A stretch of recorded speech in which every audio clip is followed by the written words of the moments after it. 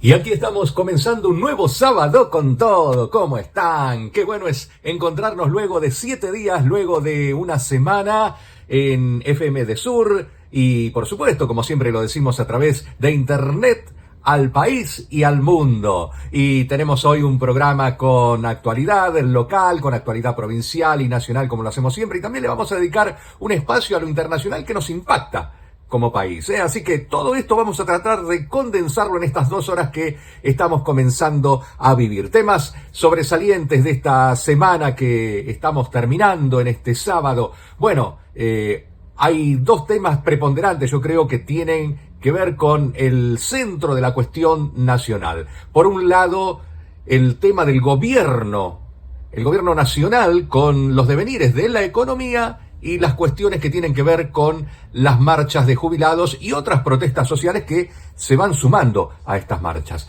Bueno, estos 2 temas son centrales a punto tal de que el presidente Milei tuvo que suspender su viaje a Chile y también su viaje a Israel. De hecho, en Israel se dio a conocer que el seminario, el foro en el cual iba a estar presente, un encuentro de antisemitismo, bueno, iba a ser justamente la palabra de Milei tenida en cuenta, pero los inconvenientes locales, internos del país, dijeron los organizadores, impedían que el presidente argentino pudiera estar.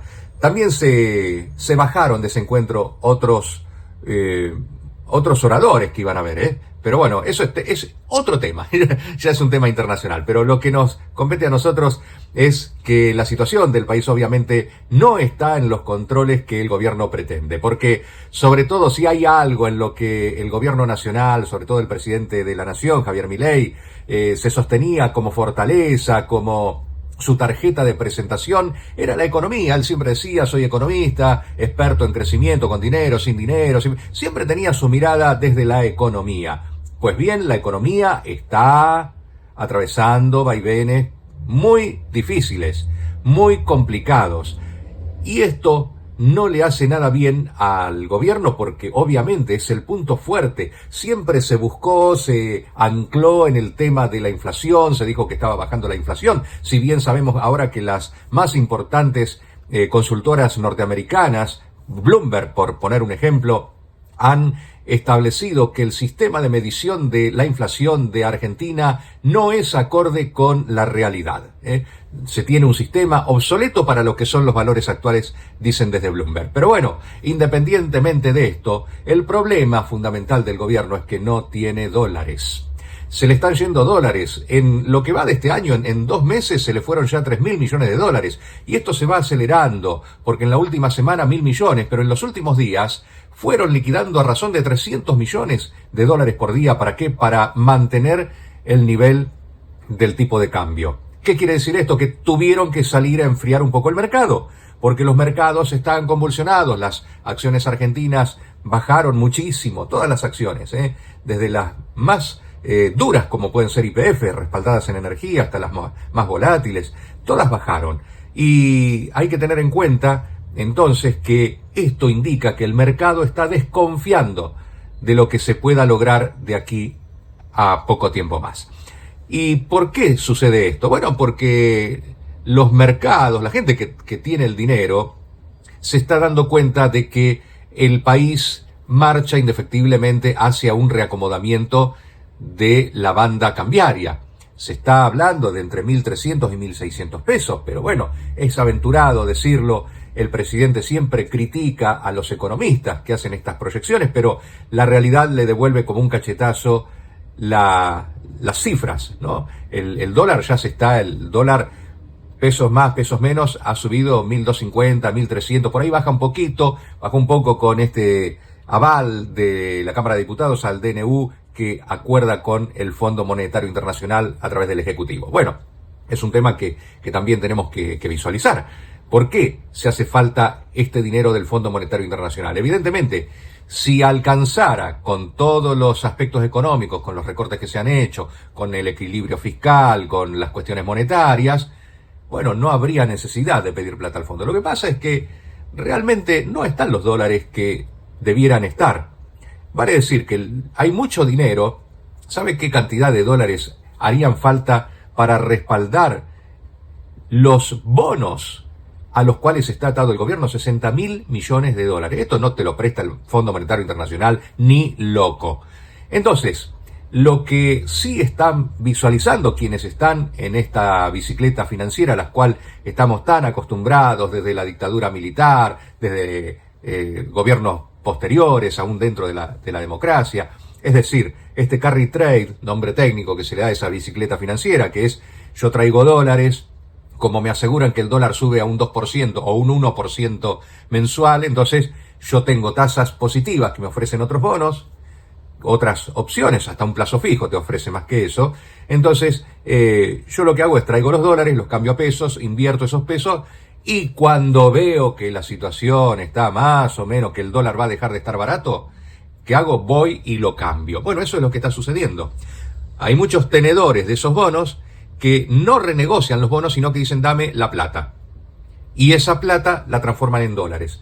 Con esto sube el valor del dólar. Bueno, esto que está sucediendo, que no es una corrida cambiaria, porque si no los bancos ya estarían en dificultades, pero sí es una alerta, ¿no?, de lo que está pasando. Esto se enfría un poco porque el dinero del Fondo Monetario Internacional va a seguir animando, como si le echaras un palito más de leña a las brasas, va a seguir animando esta bicicleta financiera. Es decir, van a tener más dólares para responder y bueno, por un tiempo más entonces va a poder seguir el dólar en estos niveles, pero todos sabemos, desde las experiencias tanto de la tablita de Martínez de Oz como de la convertibilidad, que tarde o temprano, cuando estas economías que son bimonetarias, como la nuestra, hay un desfasaje en la inflación en pesos con la inflación en dólares, siempre tiende a estabilizarse. Es decir, aquello que se hacía en la época de Martínez de Oz, en la dictadura, de irse al exterior porque el dólar estaba barato, comprar cosas importadas, bueno, todo esto ya se vivió también con la convertibilidad, y ya sabemos cómo terminan estos proyectos. No hay nada que haga pensar que esto va a ser distinto, es decir, va a haber un reacomodamiento en algún momento, más tarde o más temprano, y la gente que especula con el dinero, los que no usan los capitales para el trabajo, sino que los usan para hacer plata con la plata, no trabajando, sino poniendo fuente de trabajo, sacan ese dinero y ganaron un montón de interés en dólares. Es decir, estamos hablando de 30, 40, 50% en un año en dólares, cosa que no se consigue en ninguna parte del mundo. Eso alienta a que entren los capitales, bueno, pero esto se termina porque el Banco Central tiene como reservas 26.000 millones nada más de dólares. Te estaba comentando que hacen falta 60.000 millones para los bonos que tienen la gente que hace el carry trade, es decir, para desarticular el carry trade necesitas 60.000. Y encima esos 26.000 están conformados también por parte de los depósitos de la gente, o sea que no tendrías chance de utilizarlos salvo que vuelvas a las recetas anteriores de decir, bueno, restringís la extracción de dólares de los bancos. Bueno, este es un poco el panorama económico que llevó a que el país necesite sí o sí recurrir al Fondo Monetario Internacional. Este recurrir al Fondo Monetario Internacional otra vez puso en juego esta casta, como le gusta llamar al presidente Milei, de la política. Es decir, aquellos que no votan por sus convicciones, sino que votan de acuerdo a la situación coyuntural. Así entonces se logró la aprobación de este aval al endeudamiento del país sin saber cuánto se va a pedir, cuál va a ser el interés, qué condiciones va a imponer el fondo.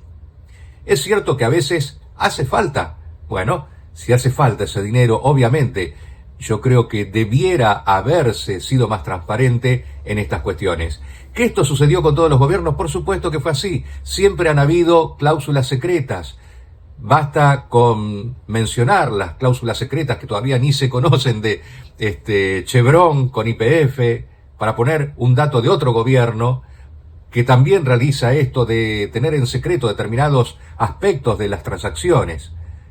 Y a esto tenemos que sumarle, a estas cuestiones, la disponibilidad de dinero que tiene el gobierno nacional para realizar, por ejemplo, la conquista, vamos a llamarle así, de voluntades de diputados, que vinieron esta vuelta a través de distintas acciones. Por ejemplo, a través de los gobernadores, para que forzaran a sus diputados a realizar esto. Y esta predilección por mantener los sectores financieros contentos, digamos así, es decir, operando para que no saquen todo ese dinero y lo vuelquen a pedir dólares, también se refleja en el campo productivo. Hemos visto en esta última semana cierres en plantas de cerámicos, en cierres de siderúrgicas, en fin, todo el aparato productivo sigue cayendo, se sigue retrayendo, hay suspensiones, hay desempleo, hay un montón de factores negativos que tienen que ver con la economía productiva real. Esto que por ahí el gobierno no mira tanto, mira siempre la macro, a ver cómo están los indicadores, pero la economía real impacta y se refleja también en lo social. Por eso tenemos que hablar necesariamente de lo que ha sido esta escalada en la protesta de los jubilados de los miércoles, que sabemos que se dio la otra semana, la anterior, una gran represión con cientos de detenciones que luego fueron liberados, con un cronista gráfico gravemente herido, con una jubilada también golpeada. Todo lo vimos a través de las cámaras. Esa protesta muy significativa que llevó adelante el gobierno nacional en inmediaciones del Congreso, y que en esta oportunidad tuvo un cambio, un viraje, con varios aspectos, varias aristas. Por un lado, nos encontramos con un cambio en el cual no había un enfrentamiento cara a cara, digamos, entre las fuerzas de seguridad y los manifestantes. Para eso hubo que vallar todo el sector de Congreso, permitiendo que a lo largo de una calle, en este caso la Avenida de Mayo, estuviera disponible para que la gente pudiera caminar y manifestarse. Bueno, aquí entonces vemos dos aspectos. Por un lado, podemos decir la debilidad que nota el gobierno, que no tiene forma de contener esa manifestación popular, esa forma de expresión, ese movilizarse en la calle, ¿no? A lo cual venía refiriéndose con tanto ahínco desde el Ministerio de Seguridad. Las calles no se cortan, decían. Bueno, esta vez las tuvo que cortar el propio gobierno, con vallas, impidiendo el paso no solo de la gente, sino también de los vehículos, obviamente. Entonces, por un lado, se cortó con aquel atisbo de garantía del protocolo de que las calles iban a estar siempre disponibles, siempre circulables.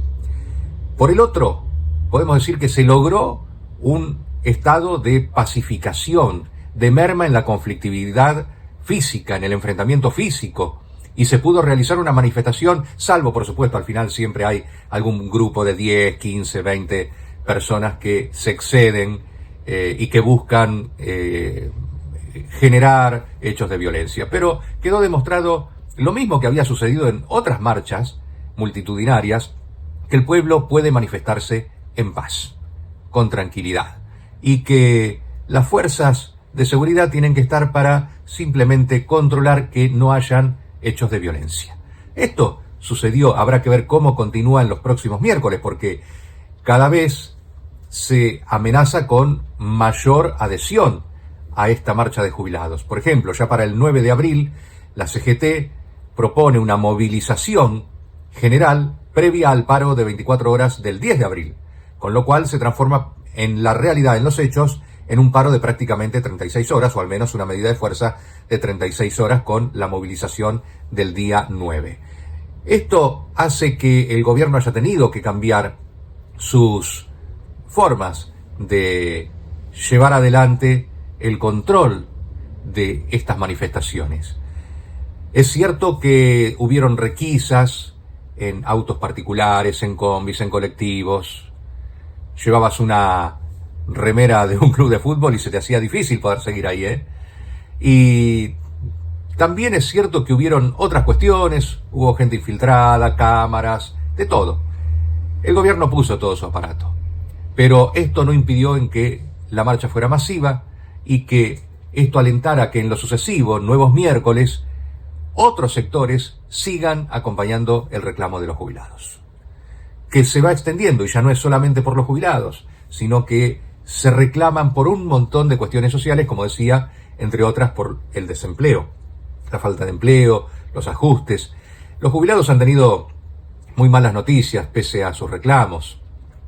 El bono sigue congelado en 70.000 pesos y lo que allá por el 2023 representaba casi la mitad de sus haberes, hoy por hoy representa apenas un poco, con lo cual se han ido licuando las jubilaciones, sobre todo los que cobran las jubilaciones mínimas, los menores ingresos, se han ido licuando y en función de eso se ha realizado gran parte del ajuste. Esto, obviamente, que sucede en la calle, de alguna forma repercute también en el Congreso, lo hemos visto, lo hemos tenido en nuestros televisores, las sesiones a las trompadas, el presidente de la Cámara en la última sesión de diputados, el presidente de la Cámara de Diputados, Menem, en donde se conoció un WhatsApp que él le mandó a los propios libertarios diciendo, bueno, hagan de todo lo que se les ocurre, insulten, tienen que tirar abajo la sesión. Bueno, esta es la forma democrática parlamentaria que se está viviendo.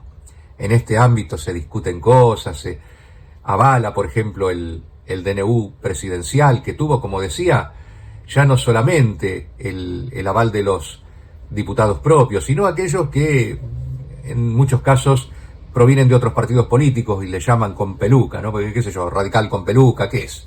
Yo diría radical con bolsillo, o del partido que fuere. Hay peronistas también, Hay peronistas que obedecieron a gobernadores que no están de acuerdo con la unificación de criterios en el justicialismo. Esto también va a pasar en el Senado cuando se traten los pliegos de Lijo y Mansilla. Ya hay varios gobernadores peronistas que mandaron a separar a sus senadores del grupo concentrado que tiene Mayans, sin dejar de pertenecer al bloque, pero arman como un ranchito aparte ahí, una cuestión rara, extraña, con decisiones propias, ¿no?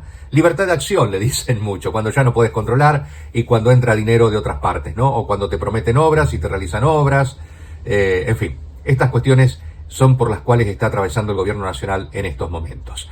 ¿Y qué pasa en la provincia de Río Negro? Algunas cuestiones que no son menores y que tienen vinculación también con lo nacional. Por ejemplo, Río Negro también se suma a esta corriente que hay de aporte a los emprendimientos energéticos, mineros, y la arena de Río Negro, por poner un ejemplo, ya forma parte del 40% de la que se utiliza en Vaca Muerta, en el fracking. Vieron que para el fracking hacen falta arena y agua, ¿no? Son dos elementos esenciales para la fractura. Bueno, ya hablamos de los sismos que ha ocasionado este fracking, en lo que va del año ya son 5, así que no vamos a tocar ese tema por hoy. Sí, la parte económica, porque ¿por qué las empresas toman la arena rionegrina? ¿Es buena? Sí, es buena, como tantas otras, pero les asegura a las empresas que obtienen un 5% mayor de ganancias al eliminar gastos logísticos de traslados. Entonces, ahí es donde tiene una gran ventaja Río Negro, porque está cerca, está muy cerca. En un radio de 300 kilómetros a la redonda le ofrece arena a estas empresas, lo cual abarata, ya les digo, los costos. Miren hasta qué altura será la merma en los costos que tienen, que le produce una ganancia mayor en el 5%, en el orden ganan un 5% más comprando arena rionegrina. Bueno, por ese lado, entonces la provincia, digamos, está en el ámbito de la producción, obteniendo este importante logro, esta importante fluctuación en lo que hace a su dinámica productiva. Y también hay que hablar del panorama político. Las elecciones que se vienen, las de octubre, además de las de abril, hacen que echemos una mirada sobre los movimientos que se van produciendo en el ámbito político. Así entonces, por ejemplo, nos encontramos con La Libertad Avanza, que está definiendo candidaturas. Tiene tiempo para hacerlo, por supuesto, pero ya hay muchos presionando. Por ejemplo, Tortorielo, que viene desde fuera de La Libertad Avanza y que dice que, bueno, que con la imagen de Milei y con su imagen está seguro de ganar la provincia. A lo cual los que ya venían trabajando en La Libertad Avanza dicen, pará un poquito, y le salen a mostrar una encuesta muy curiosa, porque la encuesta refiere a quién representa mejor a Milei en la provincia de Río Negro. ¿Por qué digo que es curioso? Porque no se sabe en realidad si esto es favorable o no en octubre. Es decir, si lo que ahora es aparentemente, o hasta hace un mes atrás, cuando sucedió lo del escándalo Libra, que hizo que la imagen de Milei empiece a bajar hasta un 10%, en la actualidad estamos con una imagen positiva de entre el 30 y 35% para Milei y la negativa del 55-60%. Así que evidentemente hay una merma en la imagen, en la opinión sobre Milei, pero por eso les digo, esto no sabemos en definitiva si es bueno o es malo. Es decir, que digan, bueno, representa la imagen de Milei, es bueno, o representa el ideal que promueve La Libertad Avanza, despegándose un poquito de las conflictividades que tiene el gobierno nacional. Pero bueno, lo cierto es que la encuesta que le mostraron, le refregaron por la cara, diríamos, a Tortorielo, tiene que ver con que el 39% de los encuestados dijo que representa Lorena Villaverde, quien mejor representa a Milei en la provincia. Hay un 19% que opina que es Tortorielo, hay un 2% que opina que es Martín, un 1% que es Rivero, y lo más llamativo es que hay un 39% que dice que ninguno, o que no sabe bien quién, o que ninguno de ellos, y mire que hay 4 opciones, representa a Milei o el pensamiento de Milei en la provincia. Es alto, es casi un 40% que puede hacer doblar la balanza para cualquiera de los candidatos. Es mucho, es tanto el 39% de los que dicen que hay otros, como el 39% de Lorena Villaverde. Así que bueno, habrá que ver cómo siguen estos armados políticos, no solamente en La Libertad Avanza, sino también en el resto de las fuerzas políticas. Recordemos que Juntos Somos Río Negro va a tener que ver para octubre cómo conforma, qué alianzas puede conformar, porque ya hay sectores del peronismo que dijeron con nosotros esta vuelta no cuenten. En el radicalismo pasa algo similar, algunos que dicen que sí, que sin la alianza con Juntos Somos Río Negro desaparecen, y otros que dicen que no, nunca más. Así que bueno, habrá que ver cómo se van conformando las alianzas de cara a octubre. Y esto es un poco el pantallazo de la actualidad nacional y provincial. Ya vamos a estar hablando con el entrevistado que tenemos hoy de la actualidad local también. Pero por ahora vamos a ponerle un poco de música este sábado con todo. Nos estaba haciendo falta un poco de música. Y bueno, y un poco pensando también en el 24 de marzo, este día de la memoria por la verdad y la justicia que tendremos aquí en nuestro país. Vamos a abrir nuestro programa de hoy con algo de Horacio Guaraní, alguien que estuvo prohibido durante la dictadura militar del 24 de marzo del 76, que luego volvió y entre las cosas que traía en su regreso, traía este recital a la paz.